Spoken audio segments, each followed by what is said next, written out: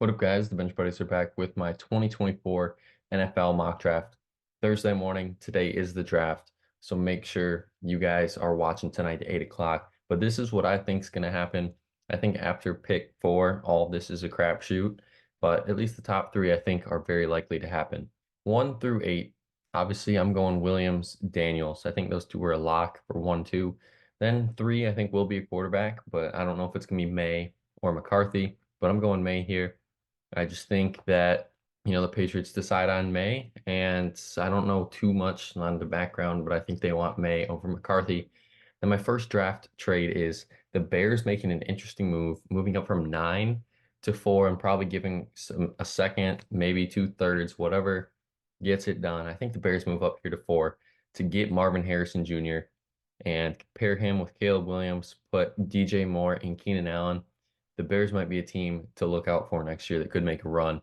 And I just think that's a great landing spot for Harrison Jr. if that happens. At 5, I have Malik Nabers out of LSU, a wide receiver.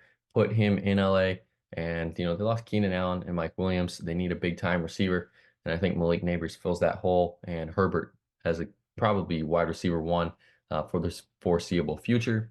And then another receiver off the board in Rome Odunze. I think he goes higher than people are anticipating to the other New York team, the New York Giants. I think they go get a receiver for Daniel Jones. And I know people are thinking it could be a quarterback here, possibly if they swing that way, but I think they're going to go receiver, at least let Jones start the year and possibly earn it. If he can have a full season healthy with a good receiving core, who knows what can happen. And I think they try to go that way. Then 7 and 8, I think the Titans need to bolster that offensive line. They can get Joe Alt, possibly the best tackle and offensive lineman in the draft. And then Dallas Turner goes 8 to the Falcons. I mean, they could possibly go receiver here, put a receiver with Kirk Cousins too. But I think if those top three are gone, I don't think they go receiver. They could possibly trade back to get a receiver and maybe someone moves up for something. But I think the Falcons stay here and go Dallas Turner. 9, I have the Cardinals taking Jared Verse. I think this one could be a toss-up, but I think Verse there at 9 is a good pick for them.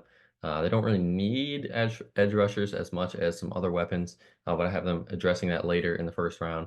And then I have McCarthy moving up to 10 to jump the Vikings. I think the Raiders have to get that done. And I think the Raiders do this because, the Vikings probably will take McCarthy if he's there at 11. But I just don't see that happening. And, the Jets lost out on a top three receiver. No one was there, so I can see them trading back as well. And McCarthy goes to the Raiders. Vikings go with Terran Arnold, cornerback out of Alabama, after, their plans are, not there anymore. I think they take the best corner in the draft, one of the best at least, and Terran Arnold. Broncos at pick 12 take Brock Bowers. I think that's a match made in heaven, but that quarterback room, man, is that going to be something? Sean Payton, as the head coach, he loves to get his tight ends involved, get a really good tight end in there. And I think Bowers can really complete this offense. The Jets move back from 10 to 13. They get J.C. Latham, another great offensive tackle in this class to protect Rodgers. They got to do that. With the receiver off the board, they could reach here and take a receiver, but I think they're going to go tackle to make sure Rodgers is protected this year. Same for the Saints. They're going tackle as well to Penn State. I'm not even going to try to pronounce it because I don't want to get it wrong, but he's really good. I watched him against Michigan last year and a few other games. Great tackle. The Colts go with Quinyon Mitchell out of Toledo, cornerback, undersized corner. I think he's 5'10", 5'11", but he is very quick and has good off the ball press, I guess, press coverage. He's pretty good press and zone as well. But the Colts get a steal there at Quinyon Mitchell, and then the Seahawks go tackle to protect Geno Smith. 17 through 24, this is where I think a lot can happen for picks that are kind of the biggest ifs, just because, a lot of these players might be gone, could still be here. But this is what I got, and I think the biggest name is Latu, edge rusher out of UCLA. If he goes to the Houston Texans at 23, him and Will Anderson Jr. off the edge, it's going to be pretty scary. And, the Texans are kind of going all in already. Young team, traded for Diggs in the offseason. I like where this team is heading. And then I think the Eagles go Amarius Mims at 22 out of Georgia, and they can get another tackle, bolster that offensive line, keep Hurts protected. This team will cook.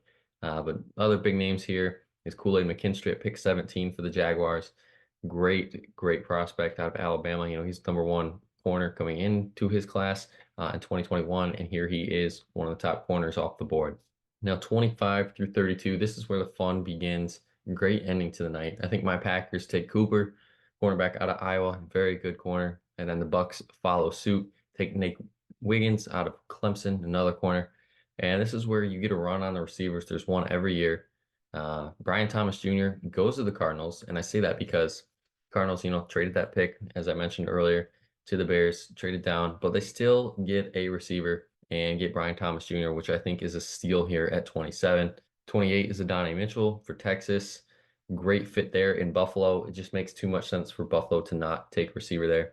The Lions, I think they could go a receiver here, but I think they're going to switch it up and go edge rusher Darius Robinson.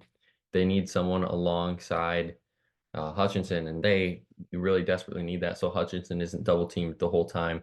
He needs to make his presence felt, and I think Darius Robinson can take that edge off. But 30 and 31, we go back to the receivers. McConkey goes to the Ravens. Great fit there. Him and Flowers will be a great combo for Lamar. And Xavier Worthy goes to the 49ers. And Debo, he's starting to get banged up, and he can't really figure it out now.